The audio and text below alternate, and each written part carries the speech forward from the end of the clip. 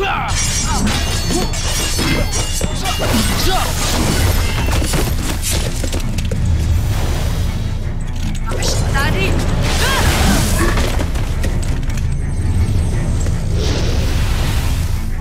Bakit tila yata hindi napuputol ang pag-iusog ng mga Hathor?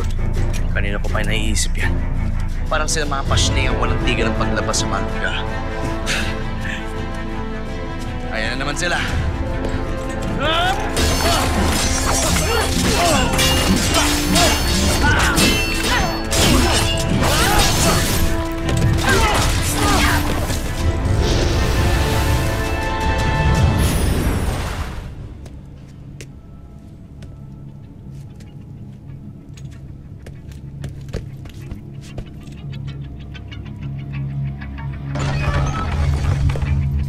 Bueno, Beskha, anong ginagawa mo rito?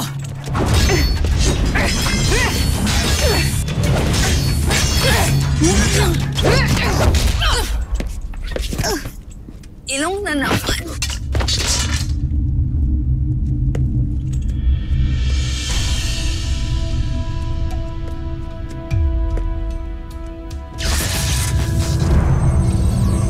Brilyante ng hangin. Tanggalin mo ang lason sa mga katawan nila. Tinisan na rin ng iyong dalisay na hangin ang kanilang mga lalamunan. Nang sa ganon mahigot mo ang sumpa sa kanilang katawan.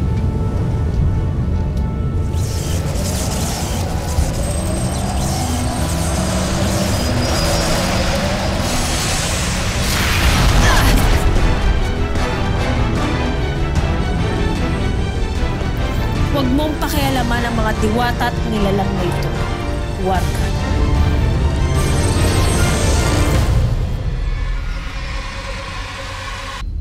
Hindi ako makapaniwala, Pirena. Kapanalig mo muli ang mga Hathor.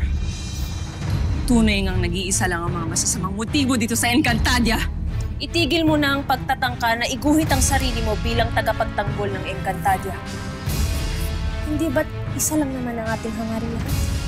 Kapangyarihan. At kung paano ito makukuha at hindi mawawala. Hindi tayo iisa, Pirena. Kahit kailan hindi ako nagtangkang angkinin ang buong Encantadia para sa aking sarili. Di tulad nyo ni Hagorn. Mag-ama talaga kayo.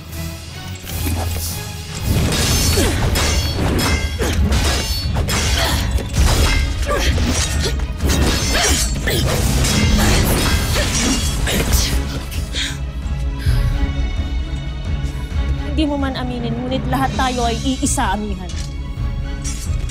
Tayo mga namumuno sa Encantadia ang mismong nagiging dahilan kung bakit magulo ang ating mundo.